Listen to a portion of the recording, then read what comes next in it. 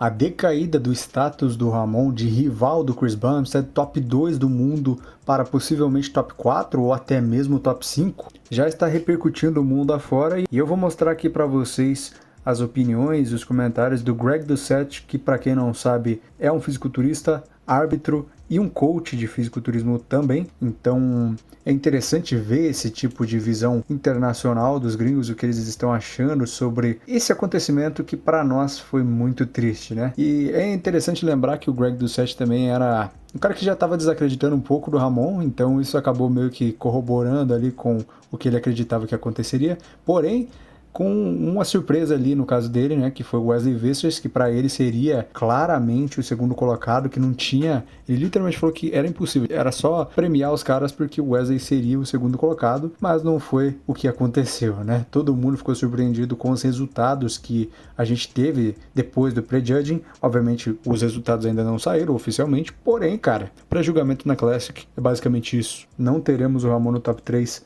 quase que 90% de certeza, tá? Então, bom, vou mostrar esses comentários e opiniões do Greg, que vale lembrar é um árbitro. Fiquem com esse vídeo e, é claro, deixem seus comentários logo após assistirem. E é isso aí. Fala, galera! Aqui é o Coach Greg. Se vocês perderam o Men's Classic Physique, perderam uma das poses mais malucas da história do Mr. Olympia. Viradas surpreendentes. Vou analisar esses atletas em ordem. Vocês não vão acreditar como alguns favoritos despencaram e uns desconhecidos estão prontos para tomar o trono no Mr. Olympia. Será que o Siabum vai se tornar hexacampeão do Mr. Olympia? E quem se destacou entre Wesley Vissers, Ramon Dino e Urs? Na 7ª e 8ª colocações, temos isso. Uma batalha entre Michael the Bull e Wesley Vissers. Genética Vintage venceu o Arnold Classic. Era o favorito claro para o segundo lugar. Alguns o colocavam em terceiro. Muitos achavam que ele ia ganhar. Ele vai ficar em sétimo. Sétimo lugar! Será que ele caiu tanto assim? Não. Na verdade, ele estava quase no seu melhor. Lembrem-se, fui juiz, então vou ser bem crítico.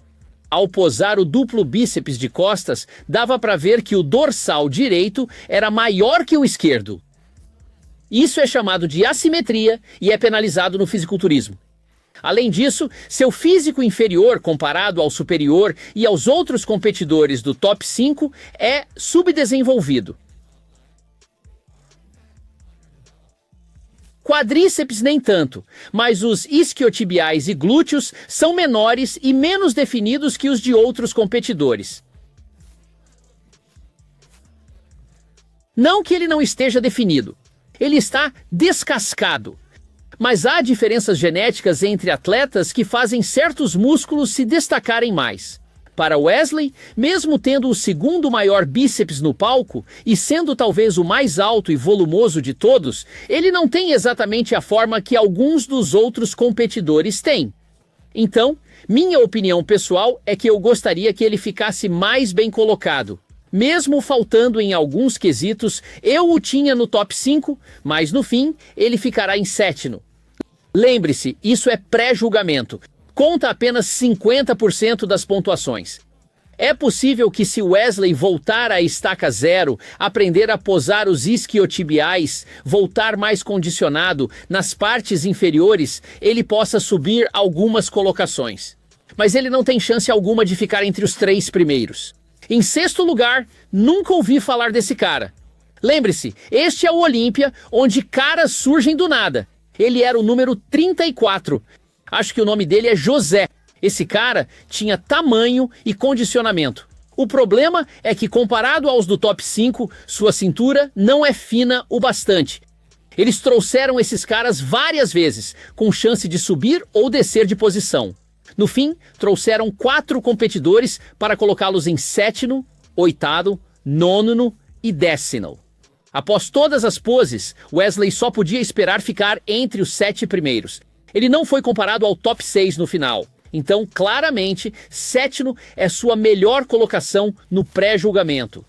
Para 4º, 5º e 6º, trouxeram Ramon Dino, Brian Wensley e o número 34, chamado José. Assim, o melhor que Ramondino pode esperar é o quarto lugar.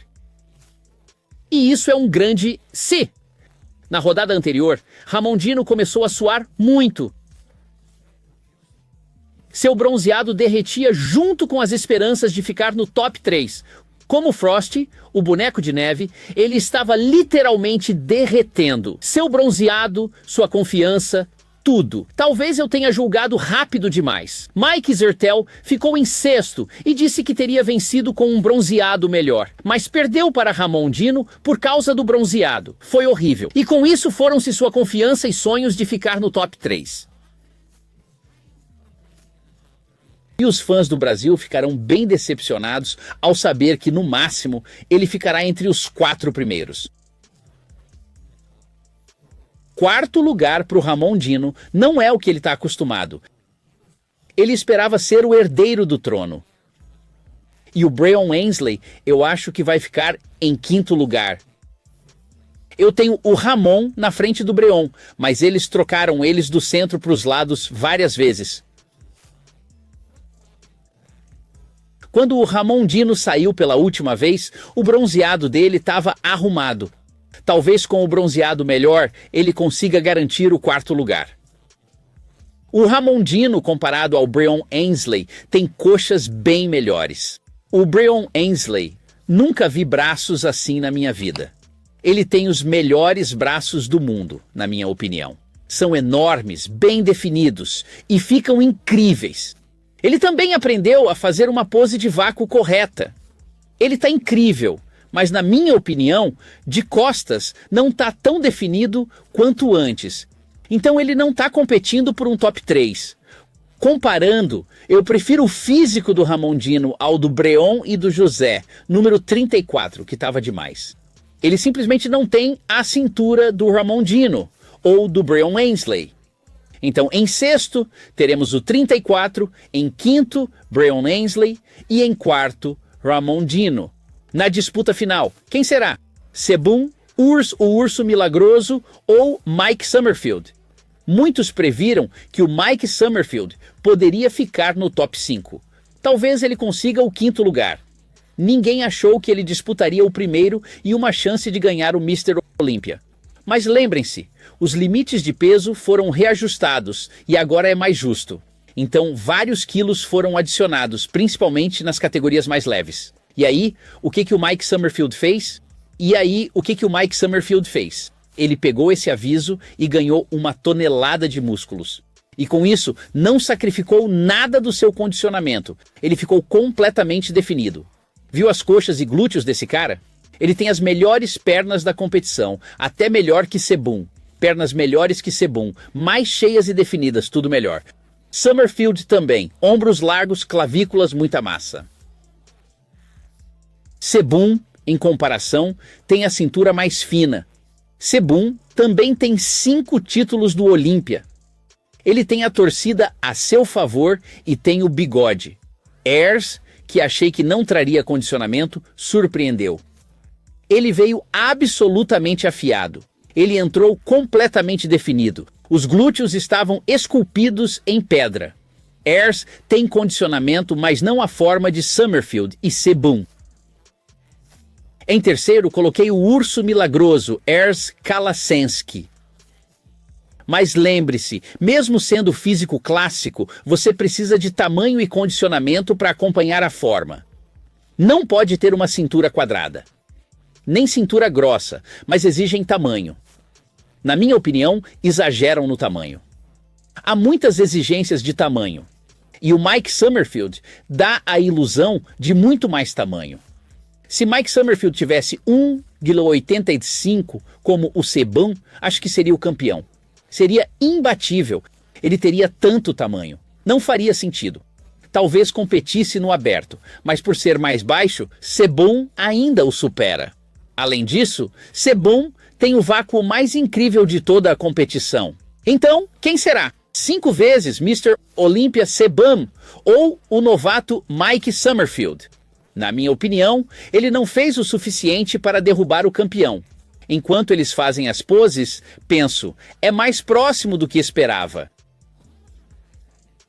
Esperava que Sebum ganhasse fácil. Acredito que Mike Summerfield ficará em segundo. Pode ficar em terceiro, mas acho que Sebum vencerá com todos os juízes.